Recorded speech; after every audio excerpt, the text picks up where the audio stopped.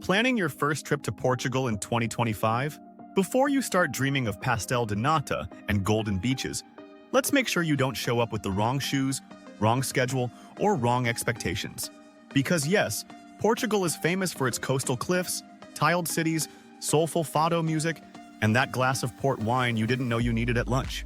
But it's also a place of slow living, strong coffee, and centuries-old traditions that first-time visitors often totally miss. In this video, I'll break down 10 must-know tips from avoiding tourist traps in Lisbon to eating like a local in Porto, so you can skip the rookie mistakes and experience Portugal like a pro. Let's make your first time feel like your fifth. 1. Visit in the shoulder seasons. Your wallet and sanity will thank you. You look Portugal. In July is beautiful.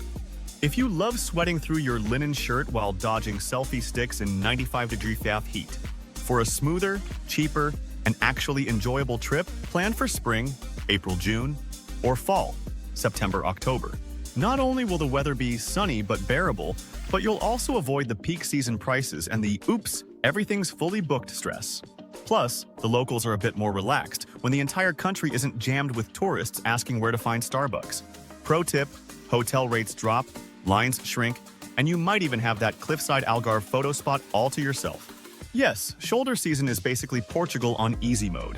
And speaking of things that'll make or break your trip, next up, the one item everyone forgets to pack that can literally save your feet. Let's go. 2-pack shoes that can survive a medieval obstacle course. Portugal's charm?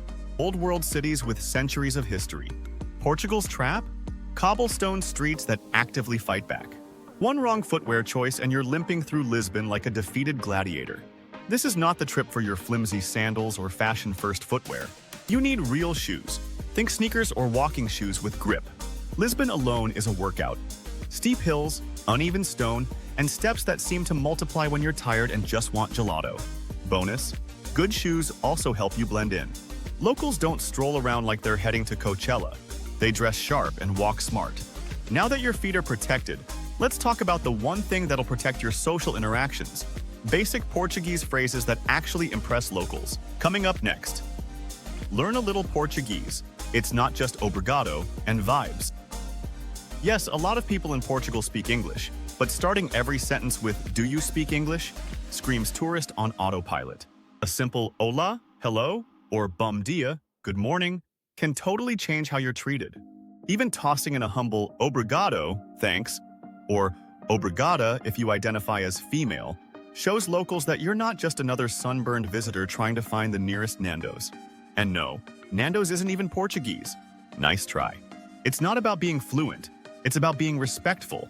You'll get more smiles, better service, and maybe even that extra pastel de nata if you charm the bakery lady right.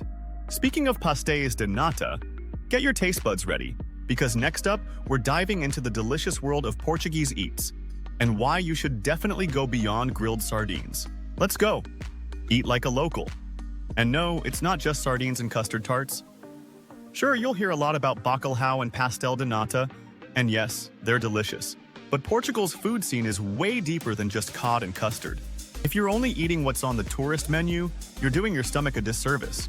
Head to Porto for a francesinha, a sandwich so over the top it's basically a food challenge in disguise.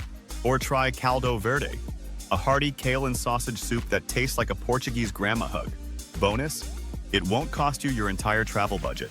Skip the overpriced authentic spots with laminated menus in 6 languages. Instead, look for hole-in-the-wall tascas, cozy, family-run joints where the food is homemade and the prices are suspiciously low. If the menu's handwritten on a chalkboard, you're in the right place. All right, your stomach's full. Now let's get moving. Up next, the one travel card that can save you a fortune while hopping between Portugal's must-see spots. Trust me, your wallet's about to breathe a sigh of relief. Get a transit card or a pass, your budget's secret weapon. Public transportation in Portugal, underrated and wildly efficient.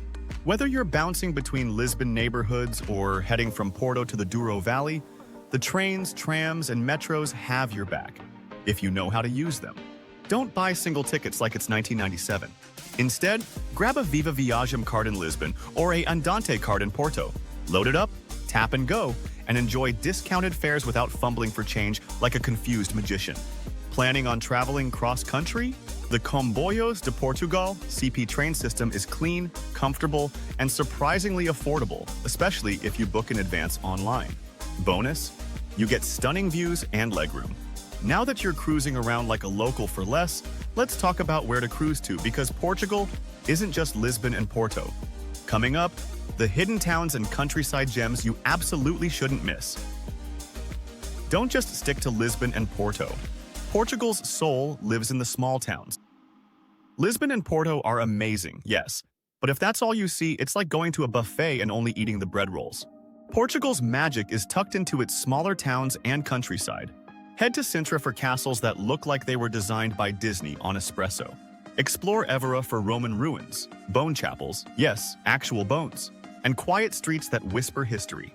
Or cruise through the Douro Valley, where the views are so good they'll make your camera weep. These places aren't just gorgeous, they're slower, cheaper, and way more authentic. No lines, no tourist menus, and the kind of vibes that make you feel like you've uncovered a secret. Now, whether you're in a big city or a hidden village, there's one unspoken rule of Portuguese culture you really need to know, especially if you don't want to get side-eyed at dinner. Let's get into it next. Respect the pace. Portugal isn't rushing, and neither should you. In Portugal, meals aren't just fuel, they're an event. So if you're used to wolfing down lunch in 12 minutes while checking emails, yeah, you're gonna need to adjust. This country runs on laid-back mode, especially when it comes to food. Don't expect lightning-fast service at restaurants. It's not bad service, it's intentional slowness. People actually sit, talk, enjoy their wine, and gasp, relax. Rushing your server or asking for the bill too soon? Total tourist giveaway. And remember, dinner rarely starts before 8 p.m. So if you roll up at 6:30 expecting a hot plate of grilled octopus, you might find yourself alone with a closed kitchen and your hunger pangs. Speaking of being respectful, let's talk tipping, because it's not quite leave 20% or you're evil here, but there are some things to know. Tip number 8 is up next. 8. Tipping isn't mandatory, but don't be that tourist. Good news. Portugal isn't a tip or be judged kind of place. You're not expected to drop 20% on every espresso. But bad news, leaving nothing at all, kinda awkward, especially after a great meal. Here's the move. Round up your bill or leave 1-2 euros at cafes and casual spots. For sit-down dinners, 5 to 10% is polite, if the service was solid. And if your server explained the wine list like a sommelier TED Talk, maybe toss in a bit more. Locals won't chase you down for stiffing them, but they'll definitely remember if you were that tourist who made a grand exit and left pocket lint. All right, you've got the etiquette down. But are you ready for Portugal's sun? Next up, the weather mistake that leaves tourists crispy, cranky, and Googling aloe vera at midnight. Let's go! Don't underestimate the Portuguese sun. It's not playing around. You came for the golden beaches and pastel-colored cities, but didn't pack sunscreen? Bold move, rookie. Portugal's sun is the silent, smiling villain of many a tourist regret. Even on breezy days, you can go from beach glow to lobster cosplay in under an hour. And trust us, trying to enjoy a wine tour while your shoulders feel like they're auditioning for a BBQ commercial? Not ideal. So pack high SPF sunscreen, reapply like your vacation depends on it, because it does, and stay hydrated. And if you forget, pharmacies here are great, but aloe gel and shame cost extra.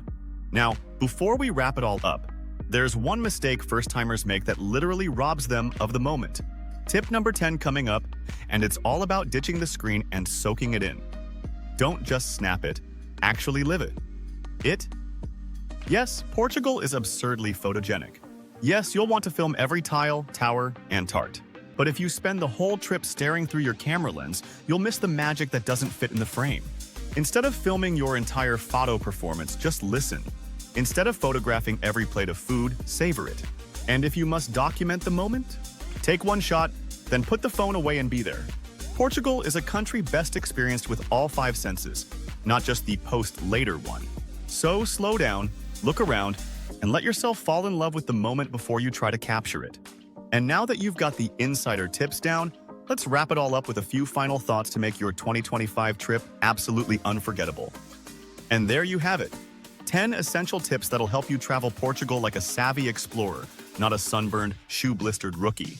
From skipping the summer stampede to ordering dinner like a local legend, These tips will help you dodge the tourist traps and tap into the real Portuguese magic.